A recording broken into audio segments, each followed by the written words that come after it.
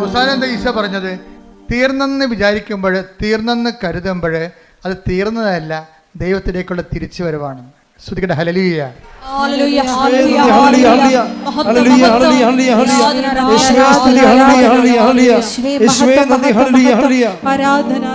അപ്പൊ ജെയ്സന്റെ കാലം എന്താ വെച്ച് കഴിഞ്ഞാൽ, ജെയ്സന്റെ ഈ ഉടമ്പടി എടുത്തതിന് ശേഷം ഈ മനുഷ്യൻ പരിശുദ്ധാത്മാവ് നിറഞ്ഞിട്ട് പിന്നെ ഞാൻ പറഞ്ഞ തിരക്കി പിടിച്ച് നടന്ന് ഉപവിപ്രവർത്തനങ്ങൾ ചെയ്യാൻ. അപ്പം തിരക്കി പിടിച്ച് നടന്ന് ഉപവിപ്രവർത്തനം ചെയ്യുന്ന സമയത്ത് നാട്ടുകാരും വീട്ടുകാരും ചോദിക്കും, നിനക്കെന്ത് സംഭവിച്ചെന്ന് ചോദിക്കണത്. കാര്യം നല്ല ടൂറിസ്റ്റ് സ്പോട്ടിൽ കടയും അടച്ചിട്ടിട്ട് ഇവൻ കർത്താവിൻ്റെ ജോലി ചെയ്തുകൊണ്ട് നടക്കുകയും ഈ ഞായറാഴ്ച മുഴുവനും അല്ലാത്ത ദിവസം കിട്ടുന്ന സമയത്തെല്ലാം ആ കുടുംബത്തിലുള്ള 10-20 പേരെ കൊണ്ടൊന്ന് ഉടമ്പടി എടുപ്പിച്ചു. ജെയ്സൺ പറയണത്, അവിടെ മുമ്പിലേ എനിക്ക് കിട്ടിയ അനുഗ്രഹങ്ങളല്ല സാക്ഷ്യം, ഞാൻ തന്നെയാണ് സാക്ഷ്യമെന്ന്.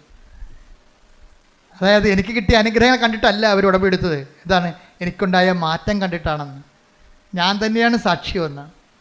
അതാണ്, അതായത് ഉടമ്പടി ഒരു വ്യക്തിക്കുണ്ടാക്കുന്ന മാറ്റങ്ങളെ.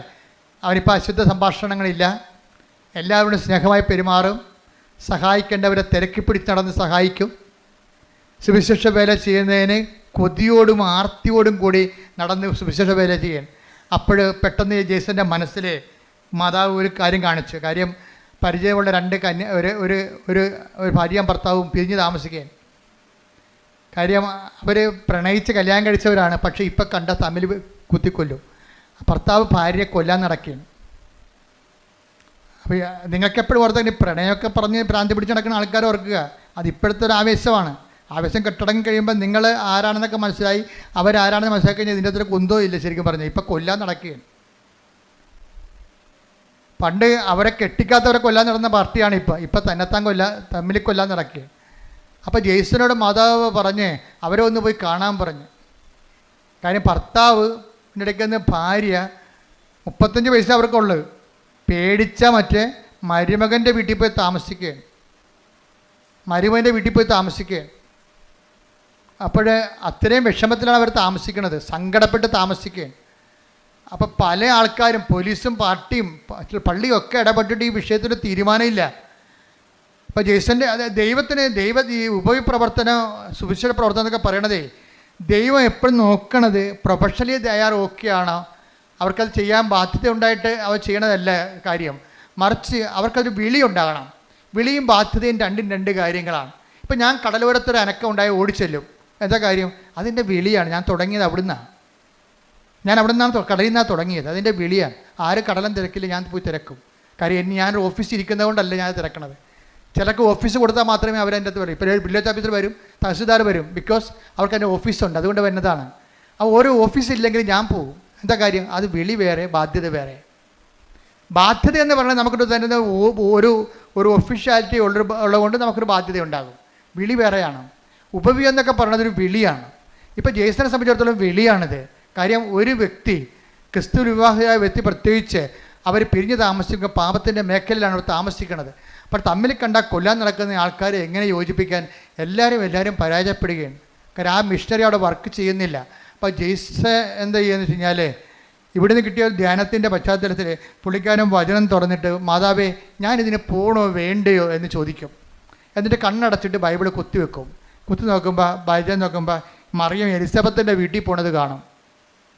അപ്പം നമ്മൾ ദൈവത്തെ അന്വേഷിച്ചാൽ എന്താണ്? ദൈവം സമീപസ്ഥനാണ്. ദൈവത്തെ അന്വേഷിക്കുന്നവർക്ക് അവിടെ നിന്ന് സങ്കീർത്തനം 145:18 തന്നെ വിളിച്ചപേക്ഷിക്കുന്നവർക്ക് ഹൃദയ പരമാർത്ഥതയോടെ വിളിച്ചപേക്ഷിക്കുന്നവർക്ക് കർത്താവ് സമീപസ്ഥനാണ്. വാക്ക് കണ്ട സെസ് ചെയ്തിരിക്കുകയാണ്. തന്നെ വിളിച്ചപേക്ഷിക്കുന്നവർക്കല്ല, പിന്നെ ആർക്കാണ്? ഹൃദയ പരമാർത്ഥതയോടെ. അല്ലെങ്കിൽ ഇപ്പം നിങ്ങളുടനെ പോയിട്ട് അപ്പം തന്നെ എന്നാൽ അച്ഛൻ പറഞ്ഞല്ലേ എന്നാൽ കുത്തിയേക്കാന്ന് ചോദിച്ചിട്ട് കണ്ണ് ബാബാ അടിച്ചിട്ട് കുത്തും, ബൈബിളും കീറിപ്പോവും. അതെന്താ കാര്യം? ഹൃദയ പരമാർത്ഥതയുള്ള ടെസ്റ്റ് ചെയ്യാൻ വേണ്ടിയാണ്, ഒക്കുവോ നോക്കാൻ വേണ്ടി. അതല്ല ഹൃദയ പരമാർത്ഥത. ഇത് പരമാർത്ഥതയുണ്ട് ഇതിൻ്റെ അകത്ത്. എന്താ പരമാർത്ഥത എന്ന് പറഞ്ഞാൽ എന്താണ്? എന്ത് ചെയ്യണം? ഇയാളെ കൊല്ലാൻ നിൽക്കുകയാണ്, വൈഫിനെ കണ്ടാൽ കൊല്ലാൻ നിൽക്കുകയാണ്. അയാളടുത്ത് വൈഫിനെ കൊണ്ടുവന്ന കൊലപാതകം നടത്തി കഴിഞ്ഞാൽ ഞാൻ ഉത്തരവാദിത്വം പറയണ്ടേ? അപ്പോൾ അത് ദൈവം ആഗ്രഹിക്കുന്നുണ്ടോ എന്ന് ചോദിച്ചിട്ട് വിശ്വാസപ്രമാണം ചൊല്ലിട്ട് ബൈബിള് കൈ വെക്കുമ്പോൾ കാണുന്നത് മറിയം എലിസബത്തിൻ്റെ വീട്ടിലോട്ട് പോണതാണ്. അപ്പോൾ മനസ്സിലായി, നേരെ ഈ മനുഷ്യൻ ഈ ഭർത്താവിൻ്റെ അടുത്ത് കൊല്ലാൻ നിങ്ങളുടെ ഭർത്താവിൻ്റെ അടുത്ത് ചെല്ലും, ചെന്നിട്ട് നേരെ സംസാരിക്കും, കർത്താവിനാൽ അയക്കപ്പെട്ടവനായിട്ട് സംസാരിക്കും. കർത്താവിനാൽ അയക്കപ്പെട്ടവൻ സംസാരിച്ച് കഴിഞ്ഞാൽ ആളെ പെട്ടെന്ന് ഫ്ലാറ്റാകും. പിശാചിൻ്റെ പരിപാടി അതാണല്ല. കർത്താവിനെ കണ്ടു കഴിയുമ്പോൾ അവൻ പതുങ്ങത്തില്ലേ, ചൈതന്യം കാണുമ്പോൾ പതുങ്ങുമല്ല. അപ്പോൾ ഉടനെ അയാൾ പതുങ്ങി, അയാൾ പറഞ്ഞു എനിക്ക് പ്രശ്നങ്ങളൊന്നുമില്ല, പക്ഷെ ഞങ്ങൾ തമ്മിൽ ഒരിക്കലും യോജിക്കാൻ പറ്റാത്ത അകന്ന് പോയെന്ന് പറയും. അപ്പോൾ ജേസൺ പറയും ഒരു ശരി, നിങ്ങൾ എൻ്റെ കൂടെ വാ, ഞാൻ നിങ്ങളെ കൊണ്ടുപോകാമെന്ന് പറയും. അപ്പോൾ അങ്ങനെ കൊണ്ടുപോയി വൈഫിൻ്റെ വീട്ടിൽ കൊണ്ടുപോകും. വൈഫിൻ്റെ വീട്ടിൽ കൊണ്ടുപോയി ഈ ഇത്തരം കൊല്ലാനിരിക്കണ ഭർത്താവിനെ വൈഫിൻ്റെ വീട്ടിൽ നേരത്തെ കൊണ്ടുവരിക. വൈഫിൻ്റെ വീട്ടിലല്ല, മരുമകൻ്റെ വീട്ടിൽ കൊടുക്കുകയാണ്. അപ്പോൾ മരുമകനും മകളും കൂടി പറയും എൻ്റെ അമ്മേനെ തന്നിവിടത്തില്ലേ, അവർ കൊല്ലുമെന്ന് പറയും. അപ്പോൾ ജേസൺ പറയും മാതാവ് വിളിച്ചിട്ടാണ് വരുന്നത്, കൊല്ലട തിന്നട ജീവിക്കുക, അപ്പോൾ അമ്മ ജീവിപ്പിക്കുമെന്ന് പറയും. അപ്പോൾ ആ വിഷയത്തിൽ കൃത്യമായ മറുപടിയാണ് പറയണത്. അല്ലാതെ അങ്ങനെയല്ല ഇങ്ങനെയാണെന്നല്ല പറയണത്, കട്ടാൻഡേറ്റായിട്ടാണ് പറയണത്. മാതാവാണ് ഇത് വിളിച്ചിരിക്കണത്, അതുകൊണ്ട് കൊല്ലാൻ പറ്റത്തില്ല എന്ന് പറയും. ഉടനെ അവർ ഇറങ്ങി വരും. ഇറങ്ങി വന്നിട്ട് ഇവർ ഒരുമിച്ച് ജീവിക്കും. ഇപ്പോൾ കുറേ നാളായി അവർ ഒരുമിച്ച് ജീവിക്കുകയാണ്. അതാണ് സുവിശേഷ വേല എന്ന് പറയുന്നത്. ഇതാണ് ഒരു ഉടമ്പടിയിലൂടെ ഉണ്ടാകുന്ന സുവിശേഷ വേല. ഇതാണ് ഇപ്പം മനസ്സിലായി. അതായത് ഈ ആഴ്ചയിൽ നടന്ന ഏറ്റവും നല്ല സാക്ഷ്യങ്ങളൊന്നാണ് സാക്ഷ്യത്തിൻ്റെ കാലാവസ്ഥകളുടെ പൊക്ക് കണ്ടില്ലേ, അത് തന്നെ ഒരു ധ്യാനമാണ്. അത് ഉടമ്പടി സാക്ഷ്യമെന്ന് ഞാൻ പറയത്തില്ല, ഈശൻ നടത്തിയ ഒരു ഉടമ്പടി ധ്യാനമാണ്.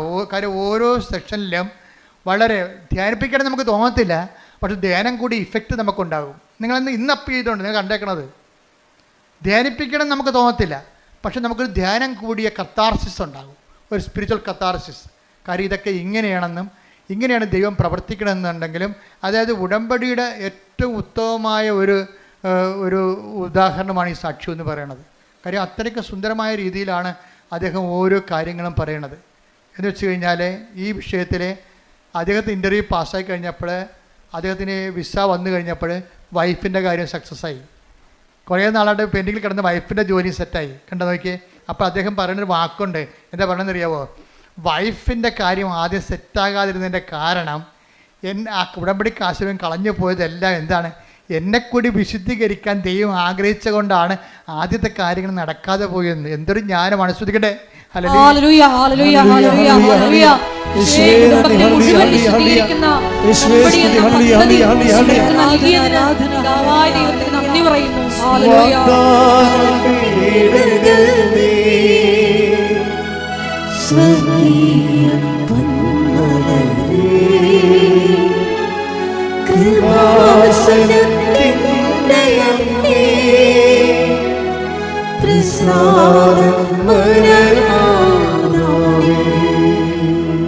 പരിശുദ്ധ പരമ ദിവ്യകാരുണ്യത്തിന് ഇതാണ് അച്ഛൻ ആദ്യം പറഞ്ഞതിൻ്റെ കാരണം. ഉടമ്പടിയിൽ എപ്പോഴും നമ്മുടെ റിസ്ക് എന്ന് പറയണത് നമ്മളെ വിശ്വസിക്കുന്നു എന്നുള്ള കാര്യം ദൈവത്തെ വിശ്വസിപ്പിച്ചെടുക്കണം. അതിനാണ് ഞാൻ നിങ്ങളോട് പറയുന്നത്, നിങ്ങൾ വെയിലത്തോ മഴയത്തോ എപ്പോഴാണ് ഈ പത്രമൊക്കെ കൊണ്ട് കൊടുക്കണം. പേരപ്പിക്കാൻ വേണ്ടി കൊടുക്കുകയും ചില ആൾക്കാർ അവിടെയും കൊടുത്ത് അവിടെയും കൊടുത്ത് ഇവിടെയും കൊടുത്ത് എത്ര പെട്ടെന്ന് ആ 18 നമ്മുടെ ഉത്തരവാദിത്തം തീർന്നു. സൈക്കിൾ വന്ന് ബെല്ലടിച്ചു, ഞാൻ പറഞ്ഞു മാറി നിൽക്കുക, എൻ്റെ പേര് കുറ്റമില്ല 1 2 3 അങ്ങനെ പത്രം കൊടുക്കുന്നവരുണ്ട്. അങ്ങനെ പത്രം കൊടുക്കും, എൻ്റെ പേര് കുറ്റമില്ല, ഞാൻ 18 പേർക്ക് കൊടുത്ത്. ഇത് അങ്ങനെയല്ല. ചില ആൾക്കാർ നിന്ന് അവരുടെ അനുഭവങ്ങൾ പറയും. ഇതിനകത്ത് ഏറ്റവും വലിയ സംഭവം എന്താണ്? പത്രം കൊടുപ്പ് തന്നെയാണ് ഉടമ്പടിയിൽ. എന്താ കാര്യം? മറ്റുള്ളവരെ വിശ്വാസത്തിലേക്ക് കൊണ്ടുവരിക. അതാണ് ഇതിനകത്ത് വലിയ സംഭവം. നിങ്ങളുടെ പ്രത്യക്ഷയുടെ പ്രാർത്ഥനയ്ക്ക് 3 മാർക്കാണ്, സുവിശേഷ വേലയ്ക്ക് 20 മാർക്കാണ് ഉള്ളത്. അതാണ് വ്യത്യാസം വന്നിരിക്കുന്നത്. ഇവിടെ ഞാൻ പത്രം കൊടുക്കുന്ന കാര്യം പറഞ്ഞപ്പോൾ എനിക്ക് ആദ്യമേ അമ്മ എന്നോട് പറഞ്ഞ് പത്ര പ്രേക്ഷിതത്വം തുടങ്ങണം. 2013 പറഞ്ഞാണ്.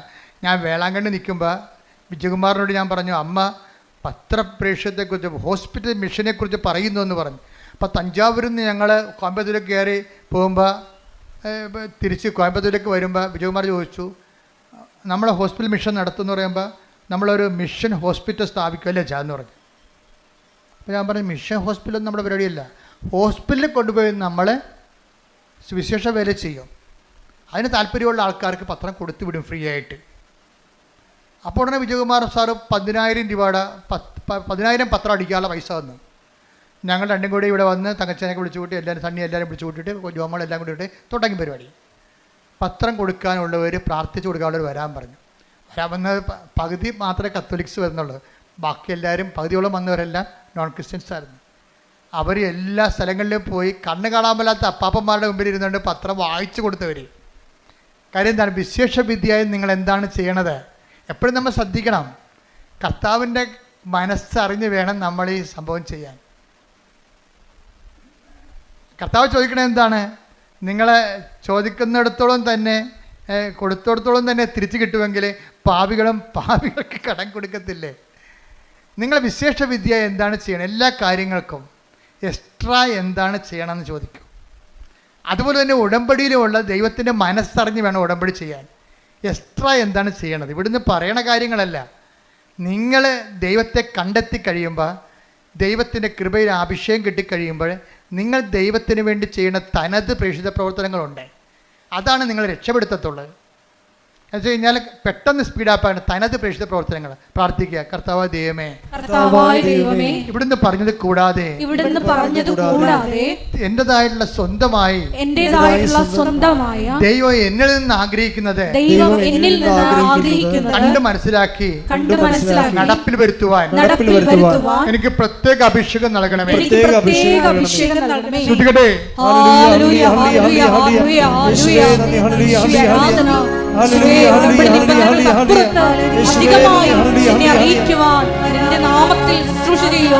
ആരാധനയിലൂടെ ഞങ്ങൾ അഭിഷേകം ചെയ്യണമേ. ഹല്ലേലൂയ. ഉടമ്പടി ഒരു ദൈവരാജ്യത്തിലെ വിരുന്ന് പോലെയാണ്. എന്താ കാര്യം? കർത്താവിൻ്റെ കഥയിലെ നിങ്ങൾ വഴിക്കവലകളിലും നാൽക്കവലകളിലും ചെന്നിട്ട് കൊള്ളാവുന്നവരെയും കൊള്ളരുതാത്തവരെയും ഒക്കെ വിരുന്നിന് വിളിക്കാൻ പറഞ്ഞിരിക്കുകയാണ്. ദൈവത്തിൻ്റെ തിരുസന്നിധിയിൽ കൊള്ളരുതാത്ത, ഇപ്പോൾ ജെയ്സൺ തന്നെ ആദ്യകാല ജീവിതങ്ങൾ മോശം ജീവിതമല്ല. മോശം ജീവിതം എന്ന് വെച്ച് കഴിഞ്ഞാൽ 5 പള്ളിയുണ്ട് അങ്ങക്ക് ചുറ്റും. ഒറ്റപ്പള്ളിയിലും പോയി കുർബാന കാണത്തില്ല, മുഴുവൻ കാണത്തില്ല. അതല്ലേ മോശം ജീവിതം എന്ന് പറയണത്. അപ്പോൾ കൊള്ളാവുന്നവരെയും കൊള്ളരുതാത്തവരെയും ഒക്കെ കർത്താവ് വേർഡ് ഓഫ് ഗോഡ് മത്തായി 22:9-10. അതിനാൽ നിങ്ങൾ വഴിക്കവലകളിൽ ചെന്ന് അവിടെ കണ്ടെത്തുന്നവരെ എല്ലാം വിവാഹ വിരുന്നിന് ക്ഷണിക്കുവിൻ. ആ ഭൃത്യന്മാർ നിരത്തുകളിൽ ചെന്ന് ദുഷ്ടരും ശിഷ്ടരും ഉൾപ്പെടെ കണ്ടെത്തിയവരെ എല്ലാം വിളിച്ചുകൂട്ടി. അങ്ങനെ വിരുന്നുശാല അതിഥികളെ കൊണ്ട് നിറഞ്ഞു. വിരുന്നുശാല നിറഞ്ഞിരിക്കണം, കണ്ടില്ലേ? അതിഥികളെ കൊണ്ട് കൊള്ളരുതാത്തവരും കൊള്ളരുതാത്തവരും എല്ലാം ഉണ്ട് വിരുന്നുശാല. പക്ഷെ ഒരു പ്രശ്നമുണ്ട്. ഇനി വിളിച്ചു ചേർത്ത് യജമാനം വരും. അപ്പോഴാണ് പ്രോബ്ലം. വായിച്ചേ. അതിഥികളെ കാണാൻ രാജാവ് എഴുന്നള്ളിയപ്പോൾ വിവാഹ വസ്ത്രം ധരിക്കാത്ത കിടക്കുന്ന ചട്ടിങ്കലോ എന്താ കാര്യം? വിവാഹ വസ്ത്രം ധരിക്കാത്ത ഒരാളെ അവിടെ കണ്ടു. രാജാവ് അവനോട് ചോദിച്ചു, സ്നേഹിത, പല്ല് തേക്കാത്തവനെ, വിവാഹ വസ്ത്രം ധരിക്കാതെ നീ ഇവിടെ പ്രവേശിച്ചത് എങ്ങനെ? അവൻ മൗനം അവലംബിച്ചു, മിണ്ടിയില്ല. അപ്പോ അതിന്റെ കാര്യം 5-10 കേസുണ്ട്. പക്ഷെ ഒരു പ്രശ്നമുണ്ട്. ഇതിൽ നിന്ന് തൽക്കാലം കേസിലും ജാമ്യത്തിനായിട്ട് ഉടമ്പടി ചെയ്തിരിക്കണത്. പക്ഷെ മനസ്സിരിപ്പ് എന്താണ്? ജാമ്യം കിട്ടിയാലും അവരുടെ ആണ് പണി കൊടുക്കുമെന്ന്. അതല്ലേ? അതാണ് പ്രശ്നം. കൊള്ളരാവുന്നവരെയും കൊള്ളരുതാത്തവരെയും വിളിച്ചിരിക്കുകയാണ്. നിങ്ങളാരും തെറ്റിദ്ധരിക്കൊന്നും വേണ്ട. നിങ്ങൾ നിങ്ങളുടെ തെറ്റിൽ നിലനിൽക്കാൻ തീരുമാനിച്ചെങ്കിലേ അടുത്ത ഭാഗം വായിച്ചേ. അപ്പോൾ രാജാവ് പരിചാരകന്മാരോട് പറഞ്ഞു. ആരോട്? എന്താ? സ്നേഹിത, വിവാഹ വസ്ത്രം എവിടെയെന്ന്. എന്താ കാര്യം? കൃപയാണ് വിവാഹ വസ്ത്രം. ആദ്യം കൃപ നഷ്ടപ്പെട്ട കക്ഷികളാണ് ഇല കൊണ്ട് തുണി ഉണ്ടാക്കി, അത്തി ഇല കൊണ്ട് തുണി ഉണ്ടാക്കി ജീവിച്ചിട്ട് അവസാനം ദൈവം ഗെറ്റ് ഔട്ട് അടിച്ചത്. അടുത്ത ഗെറ്റ് ഔട്ട് അടി തന്നെ കണ്ടില്ലേ? ആദ്യത്തിനും ഗെറ്റ് ഔട്ട് അടിച്ചില്ലേ? എന്താ കാര്യം? ദൈവത്തിൻ്റെ കൽപ്പനകൾ പാലിച്ചില്ല. അതുകൊണ്ട് പിന്നെ പുറത്തിറക്കിയപ്പോഴാണ് അവന്മാർക്ക് തുണിയില്ലെന്ന് മനസ്സിലായത്. അങ്ങനെ അത്തി ഇല തുണി ഉണ്ടാക്കിയതാണ്. അങ്ങനെ ആളെ പാക്ക് ചെയ്ത് ഇപ്പം വീണ്ടും യജമാനം കയറി വരുമ്പോൾ എന്താ പറയുക? വിവാഹ വസ്ത്രമില്ലാത്ത, കൃപയില്ലാത്ത ആൾക്കാർ കണ്ടെത്തിയെന്ന്. അപ്പോൾ സ്നേഹിത എന്താ വായിച്ചോളൂ. അപ്പോൾ രാജാവ് പരിചാരകന്മാരോട് പറഞ്ഞു, അവനെ കൈകാലുകൾ കെട്ടി പുറത്തെ അന്ധകാരത്തിലേക്ക് വലിച്ചെറിയുക. അവിടെ വിലാപവും പല്ലുകടിയുമായിരിക്കും. എന്തെന്നാൽ വിളിക്കപ്പെട്ടവർ വളരെ, തെരഞ്ഞെടുക്കപ്പെട്ടവരോ ചുരുക്കം. ഇത് ഞാൻ പറഞ്ഞതാണോ? അല്ല, കർത്താവിൻ്റെ നിലപാടാണ്. ശ്രദ്ധിക്കട്ടെ. ഹല്ലേലൂയ, ഹല്ലേലൂയ, ഹല്ലേലൂയ, ഹല്ലേലൂയ, ഹല്ലേലൂയ. യേശുവേ നന്ദി, നന്ദി, നന്ദി. ഹല്ലേലൂയ. യേശുവേ ആരാധന, ആരാധന, ആരാധന, ആരാധന. ഉടമ്പടി എന്ന് പറയുന്നത് നമ്മളൊരു ഉടുപ്പ് കൊണ്ടുവന്ന് വാഷിംഗ് മെഷീനിൽ ഇട്ടിട്ട് സ്വിച്ച് ഓൺ ചെയ്തിട്ട് അവിടുന്ന് അലക്കി തേച്ച് വന്ന പോലെ നിങ്ങൾ റെഡിമെയ്ഡായിട്ട് പെട്ടെന്ന് ഇങ്ങനെ വരണമെന്നല്ല. ഞാൻ പറഞ്ഞതിൻ്റെ അർത്ഥം ഇതാണ്: അജ്ഞതയുടെ കാലഘട്ടത്തെ ദൈവം കണക്കിലെടുത്തില്ല. എന്നാൽ 17:30 വായിച്ചത് എന്താണ്? എന്നാൽ ഇപ്പോഴാകട്ടെ എല്ലായിടത്തുമുള്ള എല്ലാവരും അനുദപിക്കണമെന്ന് ദൈവം ആഗ്രഹിക്കുന്നു, ദൈവം ആജ്ഞാപിക്കുന്നു. അപ്പോൾ എന്ത് പ്രശ്നം വെച്ച് കഴിഞ്ഞാൽ, ഉടമ്പടി വെളിപ്പെടുത്തുന്ന കാലത്ത് ആദ്യം കിട്ടിയ വചനം ഇതാണ്. എന്താണ്? എനിക്ക് പാപത്തെ ലിസ്റ്റ് വിജയകുമാറിനെ, എനിക്ക് അനുഗ്രഹത്തെ ലിസ്റ്റ് വിജയകുമാറിന് പാപത്തെ ലിസ്റ്റ്. ഞാനത് കൂട്ടിവെച്ചപ്പോൾ ദൈവം എന്നോട് പറഞ്ഞതാണ് എന്താണ്? നിങ്ങൾ പശ്ചാത്തപിക്കുവിൻ, നാളെ നിങ്ങളുടെ ഇടയിൽ കർത്താവ് അത്ഭുതം പ്രവർത്തിക്കും. ഞാൻ തൈക്കാട്ടുശ്ശേരി ഇരുന്നുകൊണ്ട് 2017 ഇത് പുസ്തകം എഴുതിക്കൊണ്ടിരിക്കുന്ന സമയത്താണ് പറഞ്ഞത്. നാളെ എന്ന് പറഞ്ഞാൽ പഴയ നിയമത്തിലാണ്, പുതിയ നിയമത്തിൽ ഇന്നാണെന്ന്. കാര്യം പശ്ചാത്താപത്തിന് സമയബന്ധിതമായിട്ട് ചുരുക്കം ഉണ്ടാകുമെന്ന് സക്കേവൂസിന്റെ കർത്താവ് പറഞ്ഞത്. ഇന്നീ ഭവനത്തിന് രക്ഷ കൈവന്നിരിക്കണം. അപ്പോൾ ഒരു നിമിഷം നേരത്തെ നീ കർത്താവിൽ വിശുദ്ധീകരിച്ചാൽ ഉടമ്പടി അത്രയും പെട്ടെന്ന്. അതുകൊണ്ട് ആദ്യകാലം തന്നെ കൃപാസനത്തിൻ്റെ പത്രത്തിൻ്റെ മുഖപേജിൽ ഉടമ്പടി ഉടനടി പരിഹാരം എന്നാണ് കണ്ടത്. ഉടനടി പരിഹാരം. ഇപ്പോഴും അത് മാറ്റിയിട്ടൊന്നുമില്ല. കാര്യം നമ്മൾ ആ ഫ്രണ്ട് പേജിലൊക്കെ നോക്കിക്കഴിഞ്ഞാൽ മനസ്സിലാകും ഉടനടി ഉണ്ടായ പരിഹാരങ്ങൾ തന്നെ എഴുതിയിരിക്കണം അവിടെ. ഉടമ്പടി എടുത്തപ്പോൾ ഇന്ന് ഈ ആഴ്ച നടന്നിട്ടുള്ള കാര്യങ്ങളാണ് അവിടെ എഴുതിയിരിക്കുന്നത്. അതാണ് അത് മാറ്റമില്ല. അതിനെ ഞാൻ പറഞ്ഞു വരുന്നതിൻ്റെ കാരണം അനുതാപവും അനുഗ്രഹവും തമ്മിൽ ഭയങ്കരമായി ഇൻ്റർ കണക്റ്റഡ് ആണ്. ഇപ്പം ജെയ്സനെ സംബന്ധിച്ചിടത്തോളം അനുതാപം കിട്ടിയപ്പോൾ എന്നെ പറ്റി 12 കൊല്ലം മുമ്പ് നടന്ന സംഭവമാണ് ഇപ്പോൾ എഴുതിയിരിക്കുന്നത്. 2012 ഗ്രീസിൽ റെസ്റ്റോറൻറ്റിൽ അപേക്ഷ കൊടുത്തിരിക്കുന്നത്. 2012 വരെ ആരും കോൾ ഫോർ ചെയ്തില്ല. ജെയ്സൺ പറഞ്ഞ ഷങ്കൻ വിസയ്ക്ക് വേണ്ടിയാണ് ഞാൻ അപേക്ഷിച്ചത്. അതിൽ ഡോക്യുമെൻ്റ് മുഴുവനും തെറ്റായിരുന്നു. അപ്പോൾ അതിനെ പ്രാർത്ഥിക്കാൻ പോലും എനിക്ക് പറ്റത്തില്ലായിരുന്നു ഷങ്കൻ വിസയ്ക്ക്. പക്ഷേ ഞാനെങ്ങനെ പ്രാർത്ഥിക്കും? അത് കാരണം എനിക്ക് അനുതാപം ഉണ്ടായി. കർത്താവേ, ഞാൻ വിസൈറ്റ് ചെയ്തിരിക്കുന്നത് തെറ്റായിരുന്നല്ലോ. എനിക്ക് അനുതാപം ഉണ്ടായി.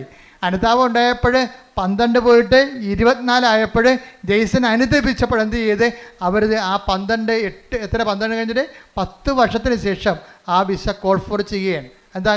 അതായത് ആ അനുതാപം അനുഗ്രഹം സ്പീഡാകും. നമ്മൾ എന്തുകൊണ്ടാണ് താമസിക്കണമെന്ന് വെച്ച് കഴിഞ്ഞാൽ അതിൻ്റെ കാര്യം അനുതാപം തന്നെയാണ് എൻ്റെ പ്രധാനപ്പെട്ട കാര്യം. അനുഗ്രഹം താമസിക്കാനുള്ള പ്രധാനപ്പെട്ട കാര്യങ്ങൾ ഒന്ന് അനുതാപം തന്നെയാണ്. നിലപാട്, സംസാരം, ചെയ്തികൾ, ശീലങ്ങൾ, അതുപോലെ എല്ലാം നിലപാടുകളെല്ലാം. പിന്നെ ദൈവത്തിന് പ്രയോജനമുള്ള വ്യക്തികളായിട്ട് മാറണം. കാരണം നിങ്ങൾ എന്ത് ചെയ്തു എന്നുള്ളതല്ല, you have done it with what disposition. നിങ്ങൾ എന്ത് മനോഭാവത്തില്ലേ? അതുകൊണ്ടാണ് ആ വിധവയുടെ ചിലിക്കാശെടുത്ത് ശ്രുതികട്ടെ. ഹല്ലേലൂയ, ഹല്ലേലൂയ, ഹല്ലേലൂയ, ഹല്ലേലൂയ. യേശുവേ നന്ദി. ഹല്ലേലൂയ, ഹല്ലേലൂയ, ഹല്ലേലൂയ. യേശുവേ ആരാധന, ആരാധന, ആരാധന, ആരാധന. യേശുവേ നന്ദി. മഹത്വം, മഹത്വം, മഹത്വം. ഹല്ലേലൂയ, ഹല്ലേലൂയ, ഹല്ലേലൂയ. ലൂക്ക 21:2. ലൂക്ക 21:2. ദരിദ്രയായ ഒരു വിധവ, ദരിദ്രയായ വിധവ 2 ചെമ്പുതൊട്ടുകൾ ഇടുന്നത് അവൻ കണ്ടു. അവൻ പറഞ്ഞു, ദരിദ്രയായ ഈ വിധവ മറ്റെല്ലാവരെയും കൂടുതൽ നിക്ഷേപിച്ചിരിക്കുന്നു എന്ന് സത്യമായി ഞാൻ നിങ്ങളോട് പറയുന്നു. അപ്പൊ അച്ഛൻ നേരത്തെ പറഞ്ഞില്ലേ, ദൈവത്തെ വിശ്വസിക്കുന്നതല്ല വിഷയം, ദൈവത്തെ കൊണ്ട് വിശ്വസിപ്പിച്ചെടുക്കുന്നതിലാണ് വിഷയം. അതാ റിസ്ക്. ഇപ്പം മറ്റെല്ലാവരെയും കാണാമെന്ന് പറഞ്ഞില്ലേ, ചാക്ക് കണക്കിന് ചില്ലിക്കാശ് അതിൻ്റെ അടുത്ത് തള്ളിയ ആൾക്കാരുണ്ട്. അവരെ ദൈവം വിശ്വസിക്കണില്ല. അതാ ഒരു ഉപജീവനത്തിനുള്ള വക മാത്രം ഉണ്ടായിരുന്ന ആളാണ് ഇട്ടിരിക്കുന്നത്. അതിലാണ് ദൈവം വിശ്വസിക്കണത്. വാട്ട് ഡിസ്പോസിഷൻ, നമ്മുടെ മനസ്സിലിരിപ്പ് എന്താണെന്നാണ്. കഴിഞ്ഞ ഒരു 6 മാസം മുമ്പ് ഒരു സാക്ഷ്യം ഞാൻ കണ്ടായിരുന്നു. അതായത് കാല് പഴുത്തിരിക്കുകയാണ്. കാല് പഴുത്തിട്ട് ആ പഴുത്ത കാലും വെച്ചുകൊണ്ട് തൊത്തിയും മുടന്തിയും പോയി പത്രം കൊടുത്തുകൊണ്ടിരിക്കണേ. അത് എല്ലാ വീട്ടിലും ഇങ്ങനെ ഈച്ച വാർത്ത് കർത്താവിനെ കുറിച്ച് സംസാരിച്ചുകൊണ്ടിരിക്കും. അതാണ് വിശേഷവിധിയായി നിങ്ങൾ എന്താണ് ചെയ്യണത്? അവിടെ സാക്ഷ്യം കേൾക്കണം. എൻ്റെ ദൈവപൈതലേ, കർത്താവ് നിൻ്റെ ഡിസ്പോസിഷൻ കറക്റ്റാണെങ്കിലേ, നീ ആത്മാർത്ഥമാണ് ദൈവത്തെ സ്നേഹിക്കണം, ദൈവത്തിന് ഒരു നിമിഷം വിശ്വസിക്കാൻ കഴിഞ്ഞാൽ അപ്പം കത്ത് ഉടമ്പടി. എന്താ കാര്യം വെച്ച് കഴിഞ്ഞാൽ നീ സത്യസന്ധയാണ്, ദൈവത്തെ മനസ്സിലാകും. ഉടമ്പടി വിശ്വാസത്തെക്കാൾ ഉപരി വിശ്വസ്തയുടെ പദ്ധതിയാണ്. കൈയടിക്കട്ടെ, ശ്രുതിക്കട്ടെ. ഹല്ലേലൂയ ഹല്ലേലൂയ ഹല്ലേലൂയ. യേശുവേ നന്ദി, യേശുവേ സ്തുതി. ഹല്ലേലൂയ ഹല്ലേലൂയ ഹല്ലേലൂയ ഹല്ലേലൂയ ഹല്ലേലൂയ. യേശുവേ നന്ദി, ഹല്ലേലൂയ. ഉടമ്പടി പ്രാർത്ഥനയിൽ അമ്മ ഉടനടി പരിഹാരമേകും. ഉടമ്പടി പ്രാർത്ഥനയിൽ അമ്മ ഉടനടി പരിഹാരമേകും. അവൻ പറയുന്നത് ചെയ്തിടുകിൽ ജീവിതം ധന്യമായി തീർന്നിടും. എല്ലാവരും എഴുന്നേൽക്കുക. രോഗമുള്ളടുത്ത് കൈകൾ വെച്ച് പ്രാർത്ഥിക്കുമ്പോൾ ഓൺലൈനിലുള്ളവർക്ക് സൗഖ്യം ലഭിക്കുന്ന കുറേ സാക്ഷ്യങ്ങൾ ഈ ആഴ്ച ഉണ്ടായിട്ടുണ്ട്.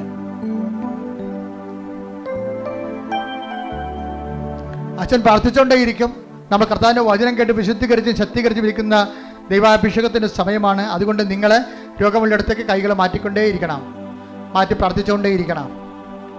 നിങ്ങളുടെ ബന്ധുക്കൾ, സ്വന്തപ്പെട്ട സഹോദരങ്ങൾ ഇവിടെ ഇല്ല എന്നുണ്ടെങ്കിൽ അവർക്ക് വേണ്ടി നിങ്ങൾക്ക് നിങ്ങളുടെ ശരീരത്തെ കൈവച്ച് പ്രാർത്ഥിക്കാവുന്നതാണ്. എല്ലാം കാണുന്ന ദൈവം എല്ലാത്തിനും റെക്ടിഫൈ ചെയ്യട്ടെ. ശ്രുതിക്കട്ടെ. ഹല്ലേലൂയ ഹല്ലേലൂയ ഹല്ലേലൂയ ഹല്ലേലൂയ. മഹത്വം മഹത്വം. ആരാധന ആരാധന. ഹല്ലേലൂയ ഹല്ലേലൂയ ഹല്ലേലൂയ.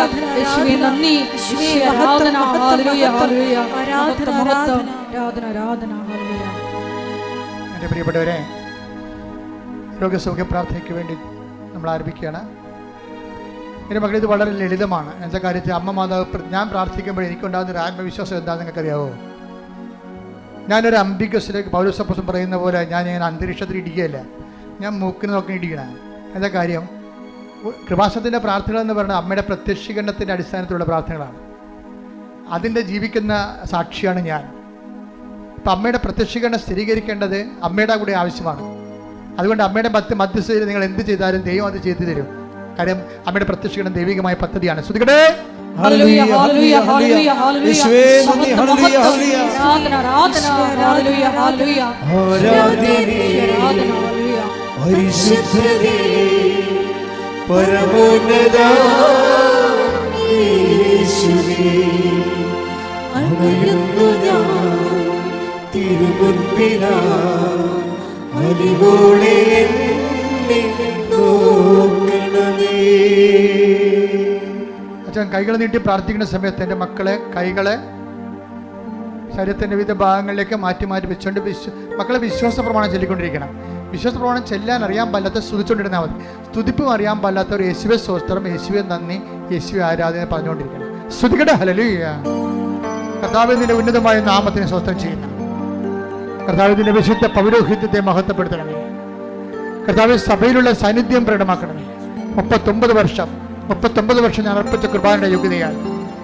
കൃപാസ്ഥാനത്താറെ ജീവനോടെ പ്രത്യക്ഷപ്പെട്ട പരിശുദ്ധ അമ്മയുടെ മാധ്യസ്ഥ കർത്താവെ, നിന്റെ തിരുമുറിവാകുന്ന വലതുകരം അനുഗ്രഹത്തിന്റെ അഭിഷേക കരങ്ങളെ അങ്ങനെ മക്കളുടെ ശിരസിൽ വെക്കണമേ. അടിപ്പിട പോലെ, വൈദ്യാഘാതം പോലെ ദൈവികമായ ശക്തി നിങ്ങൾക്ക് ഇടിച്ചിറങ്ങട്ടെ. കർത്താവിന്റെ കരുണ, കർത്താവിന്റെ വിശുദ്ധമായ രക്തം, കർത്താവിന്റെ ശക്തി, സ്വർഗീയ ശക്തി, ദൈവിക ശക്തി, സുവിശേഷത്തിന്റെ ശക്തി ഈ നിമിഷം ഇടിച്ചിറങ്ങട്ടെ. ആന്തരിക രോഗങ്ങൾ, മാനസിക രോഗങ്ങൾ, ആത്മഹത്യാ ബോധങ്ങൾ, അതുപോലുള്ള എല്ലാവിധ രോഗങ്ങൾ യേശുവിന്റെ നാമത്തില് മാറിപ്പോകട്ടെ. ഹല്ലേലൂയ ഹല്ലേലൂയ ഹല്ലേലൂയ ഹല്ലേലൂയ. എല്ലാ രോഗങ്ങളും സുഖപ്പെട്ടുകൊണ്ട് നിങ്ങളുടെ നാമത്തെ ഈ ആരാധനയിലൂടെ വീണ്ടും വീണ്ടും മഹത്വപ്പെടുത്തണമേ. Hallelujah hallelujah. പരിശുദ്ധനേ പരമോന്നത യേശുവേ, അണയുന്നു ഞാൻ തിരുമുൻപിലായി. അലിവോടെ എന്നെ നോക്കണമേ. ആരാധ്യനേ പരിശുദ്ധനേ പരമോന്നത യേശുവേ, അണയുന്നു ഞാൻ തിരുമുൻപിലായി.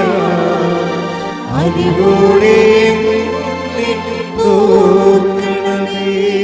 പരിശുദ്ധ പരമ ദിവ്യകാരുണ്യത്തിന് എന്നേരവും ആരാധനയും സ്തുതിയും പുകഴ്ചയും ഉണ്ടായിരിക്കട്ടെ. എൻ്റെ പ്രിയപ്പെട്ടവരെ, ഉദരരോഗങ്ങൾ സൗഖ്യപ്പെടാൻ വേണ്ടി പ്രാർത്ഥിക്കുന്ന സമയമാണ് ഇനിയുള്ളത്.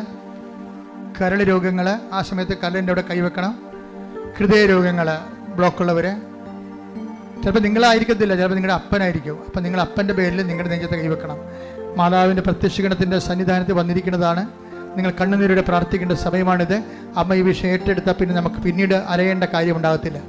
അതുകൊണ്ട് തക്ക ജെയ്സൺ അവസാനം പറയുന്നൊരു സമയമുണ്ട്, ഞാൻ യഥാർത്ഥ സ്ഥലത്താണ് വന്നതെന്ന്, ഞാൻ യഥാർത്ഥ സ്ഥലത്താണ് വന്നതെന്ന്. ആ ഒരു ബോധ്യം ഉണ്ടാകണമെന്നുണ്ടെങ്കിൽ അനുഭവത്തിൽ നിന്നുണ്ടായ ബോധ്യമാണ്.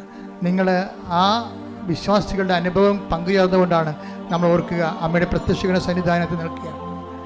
നിൻ്റെ ജീവിതത്തിൻ്റെ എല്ലാ വിഷയങ്ങളും നടുവിന് വേദനയുള്ളവരുണ്ടാകും. ഞാൻ ഒരു ദിവസം ഒരു 10 പേരെങ്കിലും വിക്സിനും അതുപോലെ തന്നെ ഇടുപ്പലിനും വേദനയുള്ളവർ പ്രാർത്ഥിക്കാറുണ്ട്. പക്ഷേ അവരിവിടെ വരുന്നവർക്കല്ലേ ആ സൗഖ്യം വരത്തുള്ളൂ. പക്ഷെ നിങ്ങൾ ഒത്തിരി പേര് അതുണ്ടെങ്കിൽ ആ സമയത്ത് നിങ്ങൾ കൈ ആ നടുവിന് വെക്കണം. ഉദരരോഗമുള്ളവരുണ്ടാകും, ഗർഭാശയത്തിൽ ചുരുങ്ങിയവരുണ്ടാകും. അവർ ഊടിന് താഴെ പൊക്കിന് താഴെ കൈവച്ച് പ്രാർത്ഥിക്കണം. ചിലപ്പോൾ 2 ട്യൂബുകൾ ഉണ്ടാകത്തില്ല. ഫിലിപ്പിൻ ട്യൂബ് 2 ഇല്ലെന്ന് പറഞ്ഞൊരു ചേച്ചി പറഞ്ഞു. ഞാൻ പറഞ്ഞു, നിങ്ങൾ പ്രാർത്ഥിക്കുക. ഇന്നത്തെ പുതിയ മാർഗ്ഗങ്ങൾ ഉപയോഗിച്ചുകൊണ്ടാണെങ്കിൽ ശരി, ഒരു കുഞ്ഞിന് ആവശ്യമുണ്ടെങ്കിൽ ദൈവം നിങ്ങൾക്ക് തരും. പക്ഷെ അതിന് അനുകൂലമായ സാഹചര്യം ഉണ്ടാകാൻ വേണ്ടി പ്രാർത്ഥിക്കാൻ പറഞ്ഞു. ഞാൻ പറഞ്ഞത് എൻ്റെ അറിവിൻ്റെ പരിമിതി നിന്നുകൊണ്ട് പറഞ്ഞതാണ്. പക്ഷേ ദൈവത്തിൻ്റെ പരിമിതികളുടെ അപരിമിതമായ ശക്തിയിലാണ് നിങ്ങൾ വിശ്വസിക്കുന്നത്. കർത്താവിന് എല്ലാം സാധ്യമാണ്. അതുകൊണ്ട് തന്നെ ആ ഒരു സ്ഥലത്ത് വന്ന് നിൽക്കുമ്പോൾ നിങ്ങളെ കൊണ്ടുവന്നതാണ്, നിങ്ങൾ നിന്നതല്ല, നിങ്ങൾ നിർത്തിയതാണെന്നുള്ള ബോധ്യം നിങ്ങൾക്കുണ്ടാണ്. മുട്ടി കൊഴിയുന്നവർ പോലും പ്രാർത്ഥിക്കേണ്ട സമയമാണ്. കണ്ണിന് കാഴ്ചയില്ലാത്തവർ പ്രാർത്ഥിക്കേണ്ട സമയമാണ്. മൂക്കിന് കർത്താവ് ദശ വളരുന്നവർ പ്രാർത്ഥിക്കേണ്ട സമയമാണ്. തൊണ്ടയ്ക്ക് തൈറോയിഡുള്ളവരും തൈസോയിഡുള്ളവരും പ്രാർത്ഥിക്കേണ്ട സമയമാണ്. ശരീരം വല്ലാണ്ടിരുന്ന് ചൂടാകുന്നവരുണ്ട്, ഉറക്കമില്ലാത്തവരുണ്ട്, പ്രഷർ കൂടുന്നവരുണ്ട്, ഷുഗർ കുറയാത്തവരുണ്ട്, അവരെല്ലാം പ്രാർത്ഥിക്കേണ്ട സമയമാണ്. അസ്ഥിവേദനക്കാർ പ്രാർത്ഥിക്കേണ്ട സമയമാണ്. ശരീരം പൊട്ടി ഒലിക്കുന്നവർ, വെള്ളപ്പാണ്ടുള്ളവരും അലർജിയുള്ളവരും പ്രാർത്ഥിക്കേണ്ട സമയം. ഇട്ടിമുഴക്കം പോലെ ശ്രദ്ധിക്കട്ടെ. വിവിധമായ നാമത്തെ കർത്താവ്, ആമാശയ രോഗികള്, ക്ഷയരോഗികള് കർത്താവ്, മാരക രോഗികൾ, തീരാവേദികൾ, ജീവിത ദുരിതങ്ങൾ, ജീവിത തടസ്സങ്ങൾ, ഉച്ചമുതൽ ഉള്ളംകാലം വരെ കർത്താവിൻ്റെ രക്തം പടരട്ടെ. അസ്ഥി രോഗികളെ കർത്താവ്, പേശി രോഗികളെ, ശിഷ്ടമുള്ളവരെ കർത്താവ്, മുഴകളുള്ളവരെ കർത്താവ് സ്പർശിക്കണമേ. അടിപ്പിടുന്ന പോലെ വൈദാഘാതം പോലെ ദൈവികമായ ശക്തി കൃപാസന ആൾത്താരെ ജീവിത കർത്താവിന് കൃപാസനത്തിന് ആൾത്താരെ പരിശുദ്ധ അമ്മ പ്രത്യക്ഷപ്പെട്ടതാണെങ്കിൽ ആ പ്രത്യക്ഷഗണത്തെ സ്ഥിരീകരണത്തിന്റെ അടയാളമാകാൻ യേശുവിന്റെ നാമത്തിൽ മാരക രോഗങ്ങൾ സൗഖ്യം പ്രാപിക്കട്ടെ. ശ്രദ്ധിക്കട്ടെ.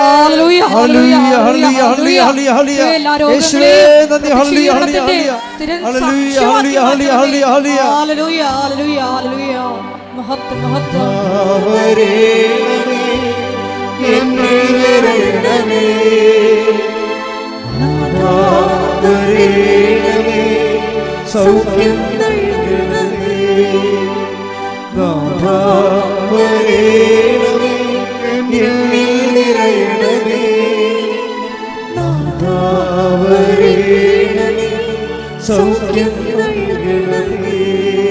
പരിശുദ്ധ പരമദിവ്യകാരുണ്യത്തിന് നേരവും ആരാധനയും സ്തുതിയും പുകഴ്ചയും ഉണ്ടായിരിക്കട്ടെ. എൻ്റെ മക്കളെ, ജോലിയില്ലാത്തവര്, ജോലിക്ക് വേണ്ടി ശ്രമിക്കുന്നവര്, പരീക്ഷ പൊട്ടിപ്പോയവര്, പുതിയ പരീക്ഷ എഴുതാൻ പോകുന്നവര്, വിസ പ്രോസസ്സിൽ ഇരിക്കുന്നവര്, ജപ്തി നടപടി നേരിടുന്നവര്, അതുപോലെ തന്നെ സ്ഥലങ്ങളില്ലാത്തവര്, വീട് ഇല്ലാത്തവര്, വീട് വെച്ചുകൊണ്ടിരിക്കുന്നവര്, വിസ നഷ്ടപ്പെട്ടവർ, വിസയിന് പുതുക്കി കിട്ടാത്തവര്, വിദേശ രാജ്യങ്ങളിലേക്ക് വിസ പുതുക്കി കിട്ടാതിരിക്കുന്നവര്, അതിൻ്റെ പേരിൽ കടങ്ങൾ വന്നിരിക്കുന്നവര്, വിവാഹത്തിൽ ഒത്തുചേരാത്തവര്, വിവാഹത്തിന് ഒരുങ്ങുന്നവര്, മക്കളില്ലാത്തവര്, വിവാഹം പിരിഞ്ഞിട്ട് കൂടാൻ ആഗ്രഹിക്കുന്നവര്, എല്ലാവരുടെ മേൽ കർത്താവിന്റെ വലിയ ശക്തി വെക്കട്ടെ. ശ്രുതികട്ടെ.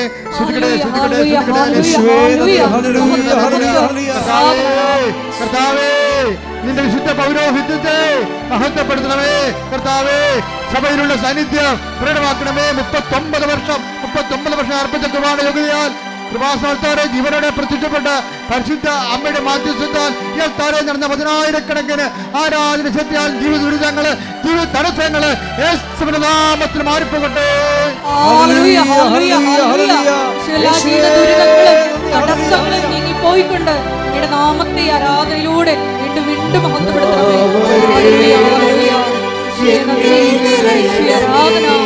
പിതാവേ നന്ദി.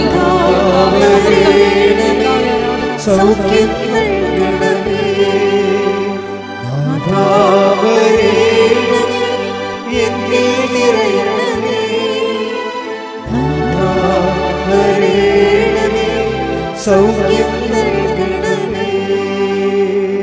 എല്ലാവരും മുട്ട നിൽക്കുക. മൗനമായി പ്രാർത്ഥിക്കേണ്ട സമയമാണ്. അച്ഛൻ വിട്ടുപോയ വിഷയങ്ങൾക്ക് വേണ്ടി പ്രാർത്ഥിക്കേണ്ട സമയമാണിത്. കൈകൾ കൂപ്പി അമ്മയുടെ മാധ്യസ്ഥതയിൽ കണ്ണുനീരോടെ പ്രാർത്ഥിക്കുക.